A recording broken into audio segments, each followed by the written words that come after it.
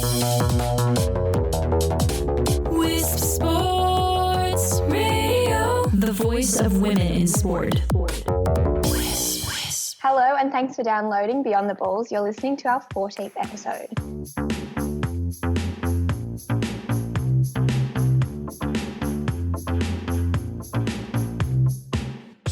Beyond the Balls is a co-production between Women's Sport Australia and Wisp Sports.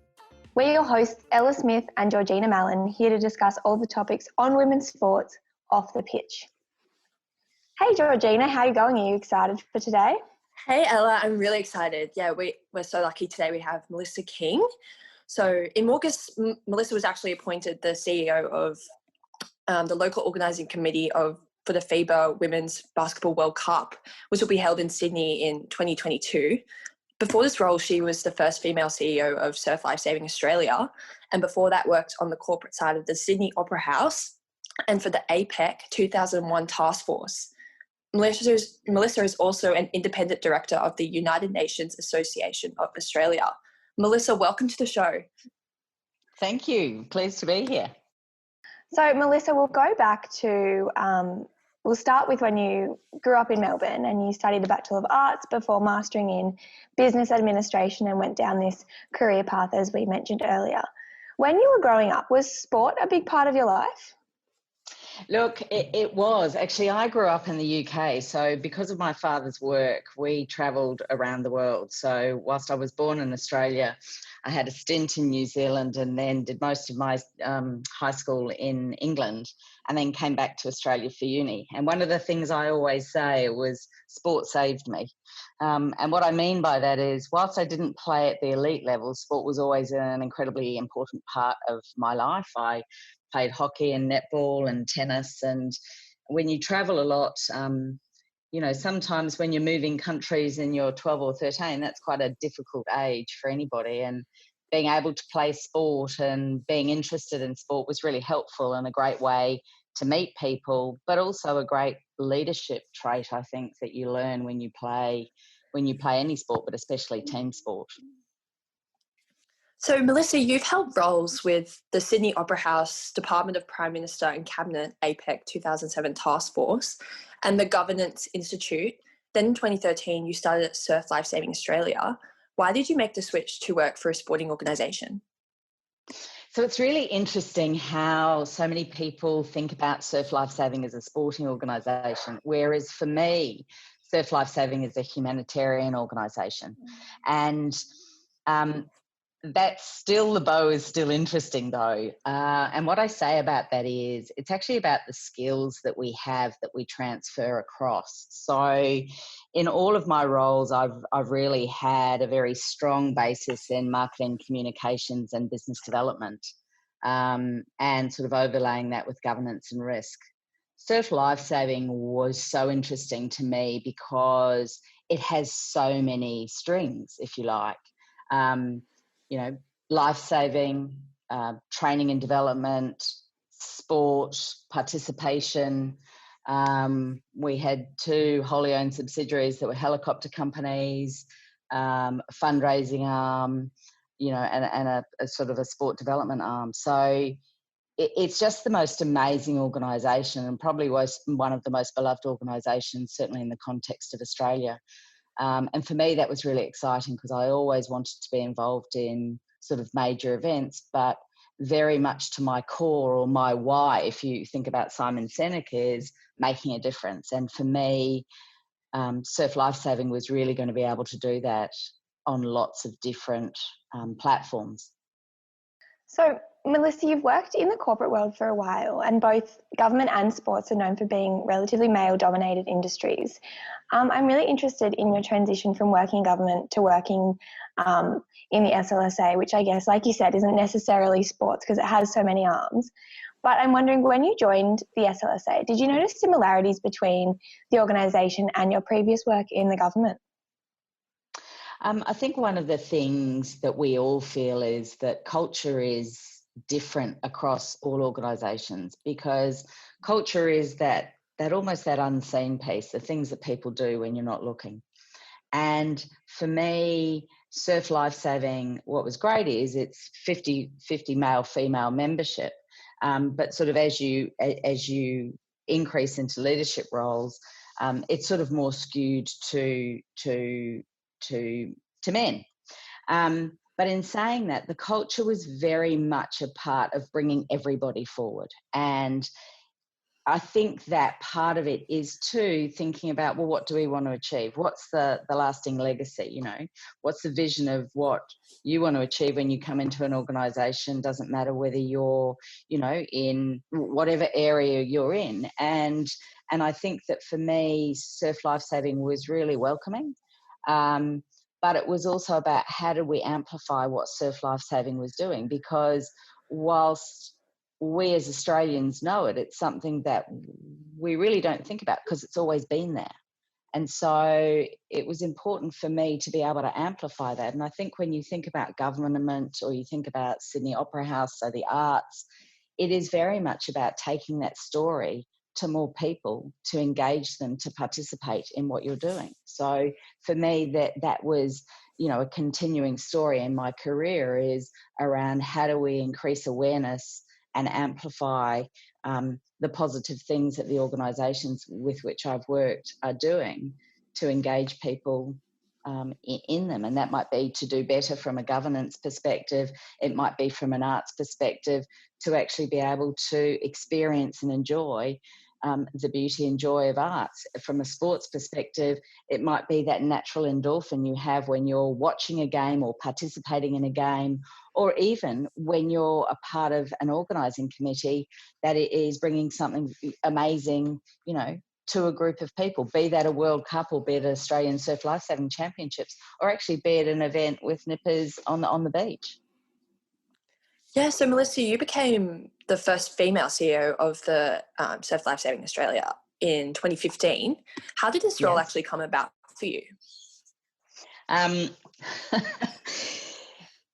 The existing CEO was an acting CEO, and he had decided that he was ready to step down, and so the role became available. And as can be typical with females, we tend not to apply for things unless we're 100% qualified. And really, I sat down and had a bit of a think about it, and I looked at the position description, and I thought, you know what, I can do this.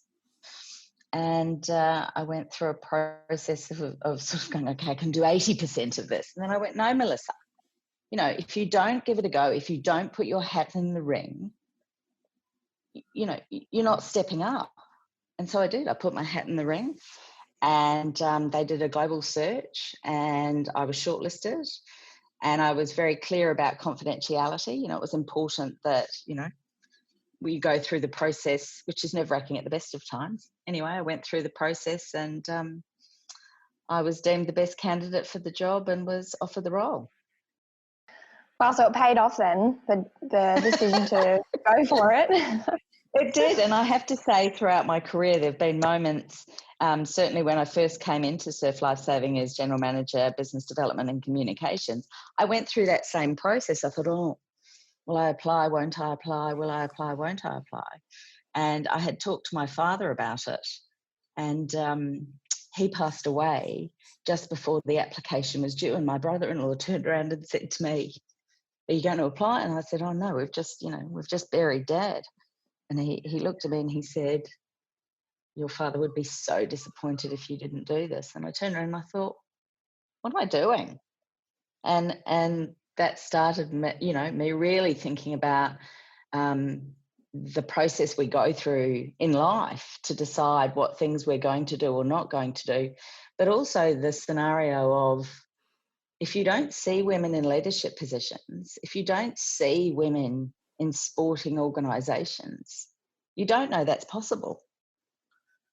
So I really encourage people to throw their hat in the ring, irrespective of what it is, because it's important for future generations that they see women and men in roles, but women tend to be less represented. So I really encourage that. And, you know, my line tends to be, what's the worst thing that can happen? Well, the worst thing that can happen is you don't get the job. But what have you learnt in the process? And so the next time you go for that job, or the next time you stand on the line because you want to participate in a sport or whatever it might be, I bet you've learnt something that makes you better prepared for that next opportunity that you will get. Absolutely. I wanted to ask about this idea of legacy at the SLSA, which, is Australia's largest volunteer organisation with over 170,000 members, and it's, iconic in Australia. I can imagine it was a huge role, especially as the first female CEO, making that history in a sense. You've talked about leaving a legacy when discussing the FIBA Women's World Cup, which we'll get to later, but I want to know what you think your legacy on the SLSA was. For me, I worked really closely with the Surf Life Saving Australia board just around, what was our vision and our mission and what do we want to achieve. And, legacy for me is a couple of things really. We developed the first kind of member-focused digital transformation of the organisation. You've got to remember, Surf Life Saving is one of the oldest organisations in Australia. We went through a safeguarding children and young people process because that was really important. We have 61,000 young people who engage with Surf Life Saving through nippers.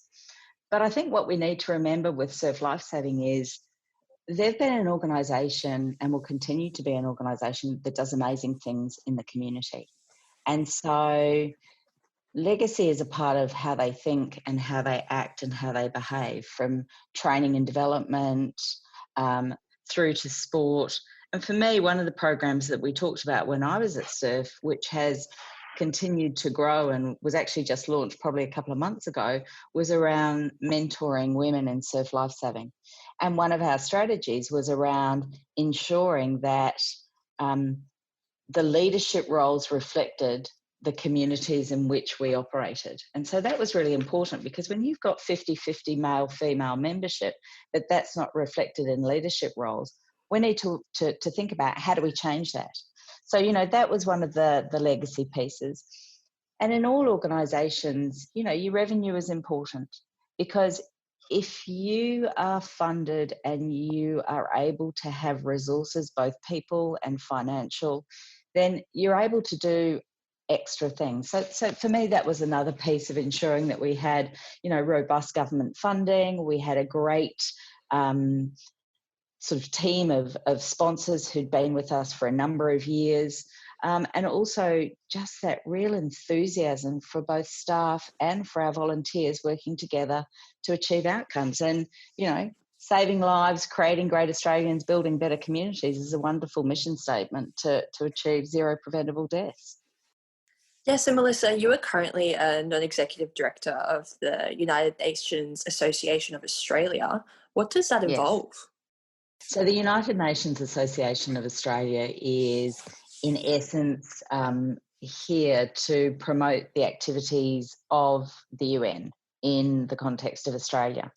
And that really is so important in the current environment when you think about how, you've got the Sustainable Development Goals and just how important our environment and what we do is to the very fabric of our nation. And that really is around promoting, what we do and how we do it. So when you think about the sort of 17 Sustainable Development Goals, they talk about no poverty, zero hunger, good health and well-being, quality education, gender equality, life below water. We talk about the environment. All of those things are incredibly important, as we've seen even this year with the horrific fires that have happened both in Australia, they're happening in the US now.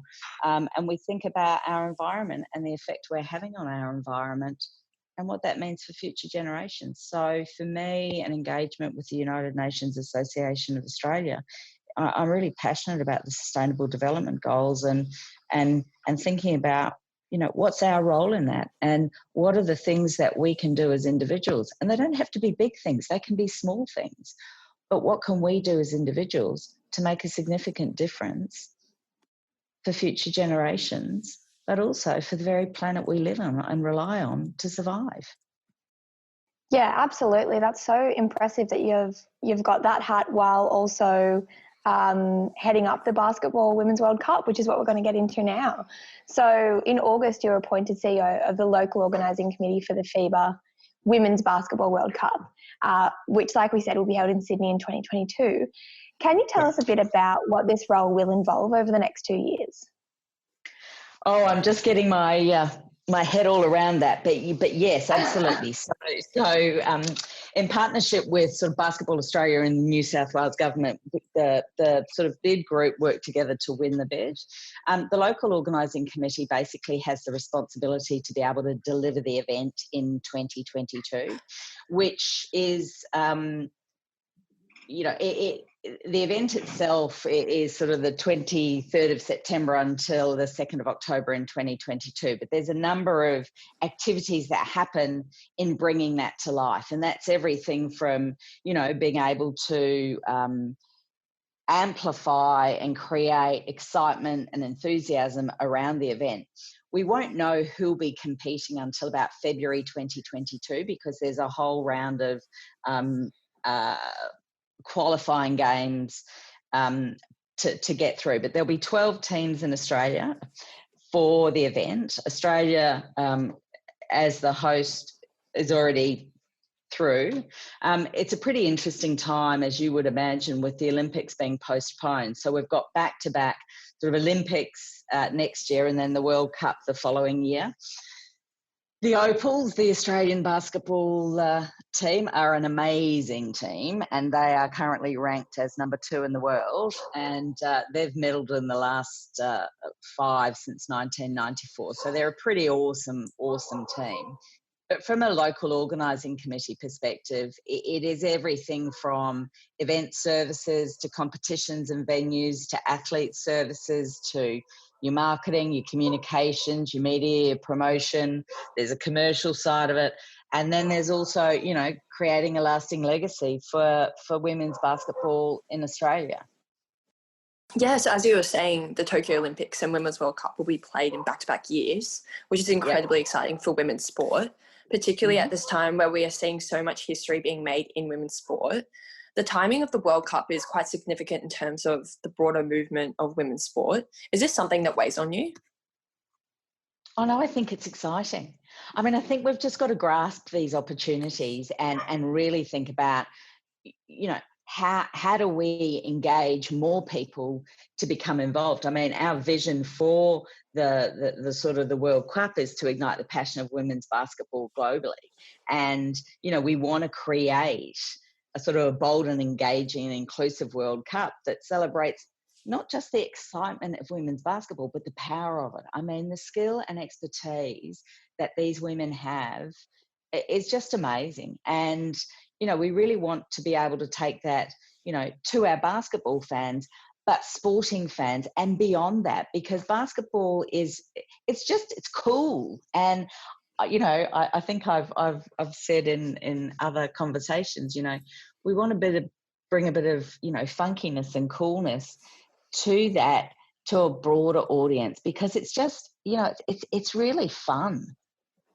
Yeah, exactly. That brings me actually well into my next question, which there was an article in The Raw by Mary Constantopoulos, and she says that you hinted that this could be the World Cup that gets really funky by bringing together music, entertainment and fashion. This is so exciting. Can you tell us more about this, like what the plan is for this? It sounds great.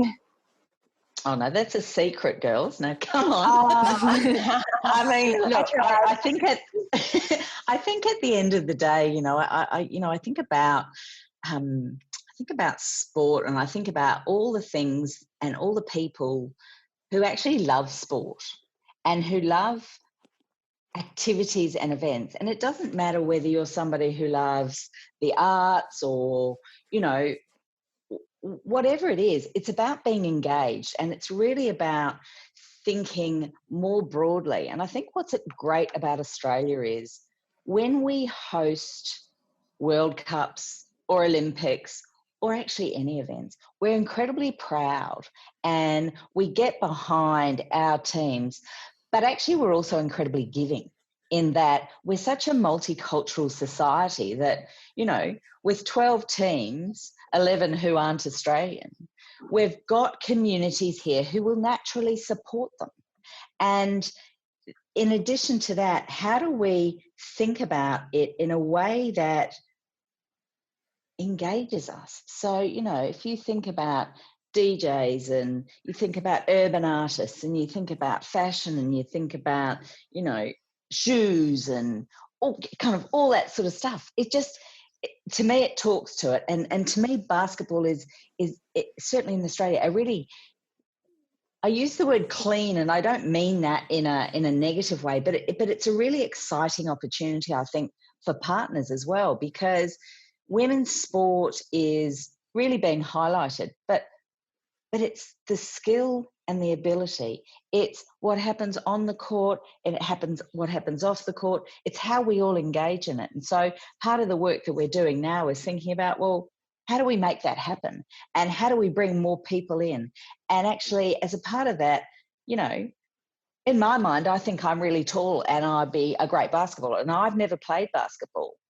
But I just think some of the activities with basketball, like 3-on-3s and, you know, having all that activity and movement in there would be great fun. So, you know, part of that legacy too is how do we get more people involved to give it a go? Yeah, that actually reminds me, we spoke to Australian Opal's coach, Sandy Brondello, a few months ago on the podcast, and she was saying, you know, to build a really strong fan base for Australian basketball is for Australians to get to know the players so that we can really get behind them, which is, I guess, a method we've seen in other teams like the Matildas and the women's cricket team, which has been really successful. In terms of promotion of the Opals and the sport, is this something that you guys are focusing on? Oh, look, we're working very closely with Basketball Australia, and you know, we will be engaging very closely with the Opals, and we've got to be mindful too that they have a very, you know, full-on schedule, both in their, you know, place as Opals players, but also in their own personal, you know, competition schedule. So we want to be able to work with the team and with Basketball Australia and Basketball New South Wales. Obviously, the event is being held in New South Wales, and really look at how we can do that across the country, because let's face it, it's a World Cup and a lot of our team members come from different states around Australia. They have great stories to tell and they're amazing women. So absolutely, we want to be able to do that, and you know, and I think that's something that will certainly happen as we get closer to the time. Yeah, so over the past couple of years, there has definitely been a significant improvement in the coverage of women's basketball, especially in the US and the WNBA. The Opals are currently ranked second in the world, and with this ranking and Australia hosting the FIBA World Cup, where do you see the future of Australian women's basketball going? Do you see it reaching the same heights as the US? Oh, look, I think that, you know, absolutely that's possible. And certainly too, when you think about, I think basketball is the second most streamed sport that Australians watch. So there is absolutely an appetite for that. And, you know, we want to be able to bring that to life more and make, you know, basketball more of a household sort of sport, if you like. But I think we underestimate how many people watch basketball. And I think for us as a part of the World Cup, it'll be working with Basketball Australia and all the basketball entities to sort of bring some of it, you know, to the street, if you like, so that, you know, as we move past the World Cup, there is that lasting legacy for women's basketball in this country and also in the region. Yeah, absolutely. Well, it sounds so exciting, and that it's going to be such a fresh World Cup that we are really looking forward to. Thank you so much, Melissa, for your chat today. Oh, it's my absolute pleasure, and we'll certainly keep you posted on all the activities. Yay. Yes, Exciting. we will be sharing that and we look forward to it. That was such a great interview. Melissa is such an inspiring and influential woman in sport, and we feel so privileged to have been able to have this chat. Head to wispsports.com to find the show notes. We are at Oz Women's Sport on all socials, and you can find Wisp Sports at Wisp Sports on all socials. Or if you'd prefer to email over social media, You can email info@wispsports.com. Thanks for listening to the show. We've spoken to some amazing women in sport and are so grateful for their time. We'll be back in 2 weeks with another fantastic guest.